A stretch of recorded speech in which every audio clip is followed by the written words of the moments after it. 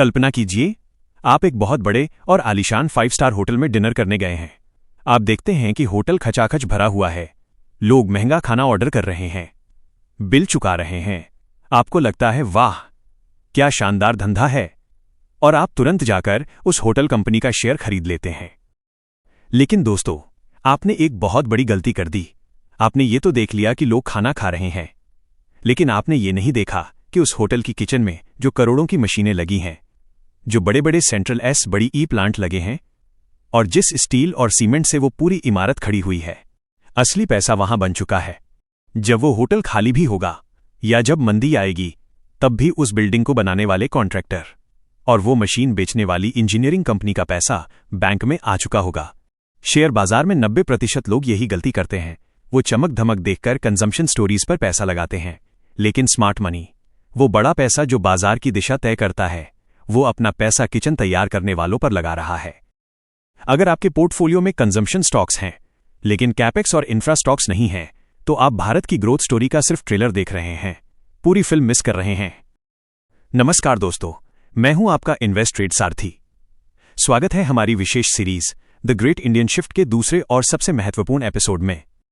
आज हम कंजम्पशन की दुनिया से बाहर निकलकर मशीनों, स्टील और कंक्रीट की दुनिया में चलेंगे। आज हम डिकोड करेंगे द हैवी लिफ्टर्स को, वो कंपनियां जो भारत का नया ढांचा खड़ा कर रही हैं। चलिए सीधा मुद्दे पे आते हैं एक नए उदाहरण के साथ।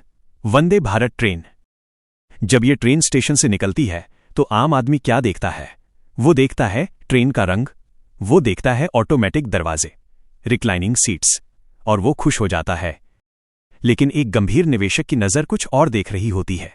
वो ढूंढ रहा है उस ट्रेन का दिल और दिमाग, वो प्रोपल्शन सिस्टम जो इस ट्रेन को 160 किलोमीटर की रफ्तार पर ले जाता है, वो सिग्नलिंग सिस्टम जो 2 ट्रेनों को टकराने से रोकता है, वो ओवरहेड इलेक्ट्रिफिकेशन जो हजारों किलोमीटर की तारों का जाल है।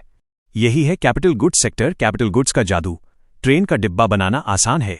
कोई भी फैब्रिकेशन कंपनी लोहे का डिब्बा बना सकती है, लेकिन उस डिब्बे को जिंदा करना मुश्किल है। भारत हैवी इलेक्ट्रिकल्स लिमिटेड यानी भेल, सीमेंस, एबीबी, टीटागढ़, ये वो कंपनियां हैं जो इस सिस्टम का दिमाग बनाती हैं। सरकार ने रेलवे के लिए 2.78 ट्रिलियन रुपए का बजट दिया है। आपको क्या लगता है ये पैसा कहां जा रहा है? ये पैसा टिकट खिड़की पर नहीं जा रहा, यह पैसा सीधा इन कंपनियों की ऑर्डर बुक में जा रहा है। इसलिए जब आप अगली बार ट्रेन देखें तो पटरियों को देखें, ऊपर लगे तारों को देखें, क्योंकि असली पैसा वहां दौड़ रहा है। दोस्तों, आगे बढ़ने से पहले जरा 1 मिनट रुकते हैं। अगर आपने इस सीरीज का एपिसोड 1 मिस कर दिया है, तो मैं आपको याद दिला दूं कि हमने क्या सीखा था। पहले एपिसोड में हमने डेटा के साथ साबित किया था कि कैसे भारत का पैसा अब उपभोग यानी साबुन तेल से शिफ्ट होकर निर्माण यानी सड़कों और फैक्ट्रियों में जा रहा है। हमने समझा था कि क्यों एशियन पेंट्स और HUL जैसे शेयर पिछले 2 साल से थके हुए हैं, जबकि इंफ्रा इंडेक्स रॉकेट बना हुआ है।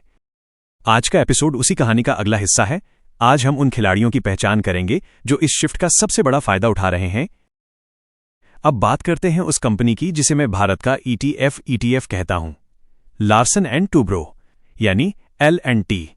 बहुत सारे नए निवेशक मुझसे पूछते हैं, सर ये तो हाथी है, ये तो बहुत बड़ी कंपनी है, इसमें अब क्या ग्रोथ बची है?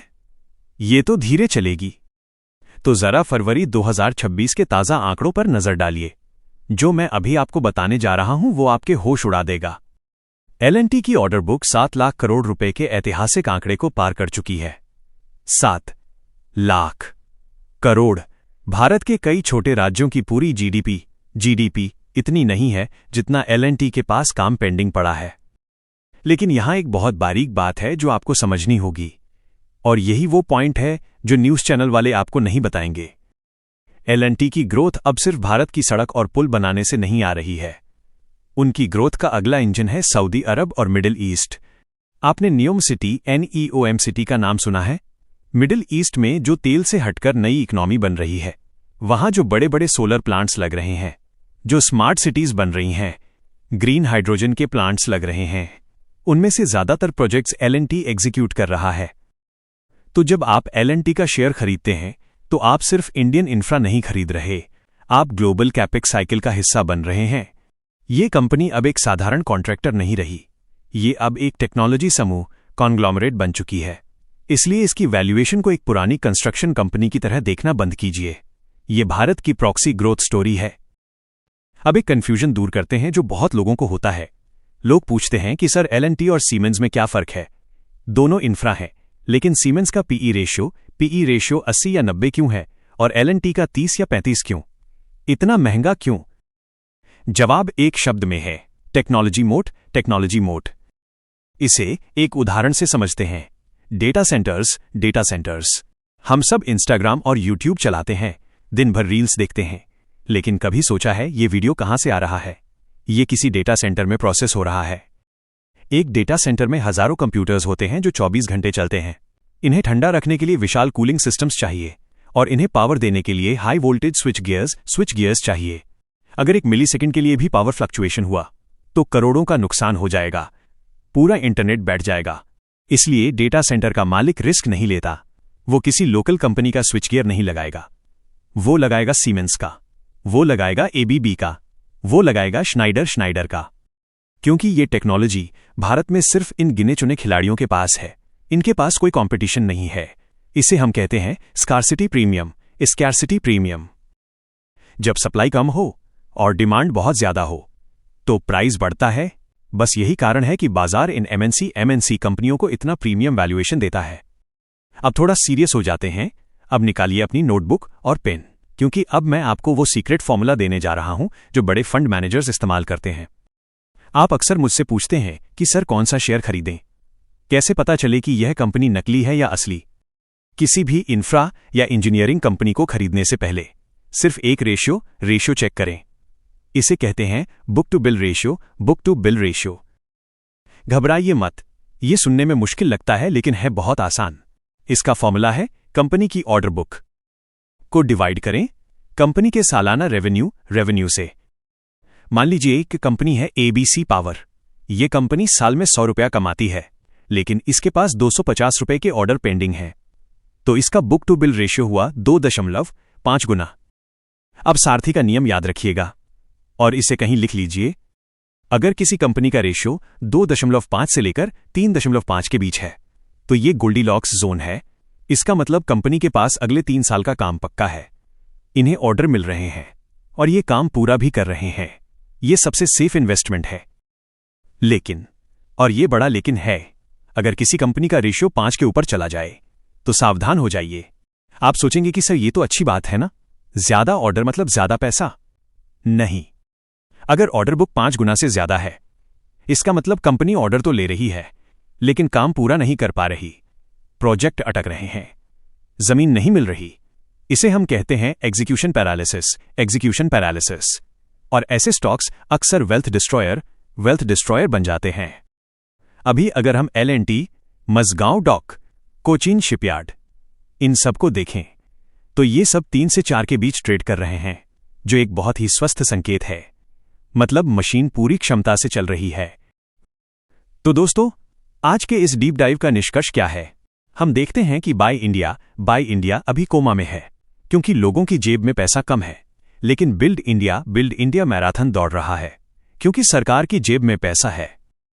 बाजार में एक कहावत है, फॉलो द गवर्नमेंट्स चेकबुक। जहां सरकार का चेक जा रहा है वहां आपका निवेश जाना चाहिए। अपने पोर्टफोलियो को आज ही खोलिए और एक ऑडिट कीजिए। क्या आपके पास वो कंपनियां हैं जो रेल की पटरी बिछा रही हैं? क्या आपके पास वो हैं जो बिजली के तार बना रही हैं? क्या आपके पास वो हैं जो फैक्ट्री की मशीनें बेच रही हैं? अगर नहीं, तो आप अभी भी 2021 के बाजार में जी रहे हैं और कैलेंडर 2026 हो चुका है। डर लगना स्वाभाविक है। L&T महंगा लगेगा, सीमेंस महंगा लगेगा। आप सोचेंगे थोड़ा गिरने दो तब लूंगा। लेकिन याद रखिएगा, जब देश बनता है तो ईंट बेचने वाला अमीर बनता है, साबुन बेचने वाला नहीं। लेकिन दोस्तों, कहानी यहां खत्म नहीं होती। हमने ट्रेन बना दी, हमने डेटा सेंटर बना दिया, हमने फैक्ट्री खड़ी कर दी, लेकिन इन सब मशीनों को चलाने के लिए, इन सबको जिंदा रखने के लिए एक चीज की जरूरत है, जिसके बिना ये सब लोहे का कबाड़ हैं। ऊर्जा, यानी पावर। अगले एपिसोड में हम बात करेंगे उस सेक्टर की जो इन सब मशीनों की सांस है, पावर सेक्टर। लोग कहते हैं पावर सेक्टर डेड है, रिटर्न्स नहीं बनते, लेकिन AI और डेटा सेंटर्स की भूख ने इस सेक्टर को नया जीवन दे दिया है। क्या एनटीपीसी और टाटा पावर अभी भी सस्ते हैं? क्या ग्रीन एनर्जी असली पैसा बनाएगा या थर्मल पावर की वापसी होगी? हम इसका करंट चेक करेंगे एपिसोड 3 में। अब एक बहुत ही जरूरी और गंभीर सूचना। डिस्क्लेमर, मैं सेबी पंजीकृत निवेश सलाहकार नहीं हूं। इस वीडियो में चर्चा की गई सभी कंपनियां जैसे L&T, सीमेंस, ABB इत्यादि और वित्तीय आंकड़े जैसे ऑर्डर बुक, रेशियो केवल शैक्षिक और विश्लेषण के उद्देश्यों के लिए हैं। ये कोई बाय या सेल की सलाह नहीं है। शेयर बाजार में निवेश जोखिमों के अधीन है। किसी भी निवेश निर्णय से पहले कृपया अपनी खुद की रिसर्च जरूर करें और अपने सर्टिफाइड फाइनेंशियल एडवाइजर से सलाह लें। पास्ट परफॉर्मेंस भविष्य के रिटर्न की गारंटी नहीं है। अगर आज के इस डीप डाइव ने आपको बाजार को देखने का एक नया नजरिया दिया है तो इस मेहनत के लिए एक लाइक तो बनता है। कमेंट में मुझे बताइए कि आपके पोर्टफोलियो में कौन सा हैवी लिफ्टर मौजूद है। और अगर आप एक सीरियस इन्वेस्टर हैं जो शोर शराबे से दूर असली डेटा और रिसर्च चाहते हैं तो अभी सब्सक्राइब बटन दबाएं और बेल आइकन को क्लिक करें। मैं हूं इन्वेस्ट ट्रेड सारथी। सीखते रहिए और सही दिशा में बिल्ड करते रहिए। जय Hind. Invest wise, trade smart.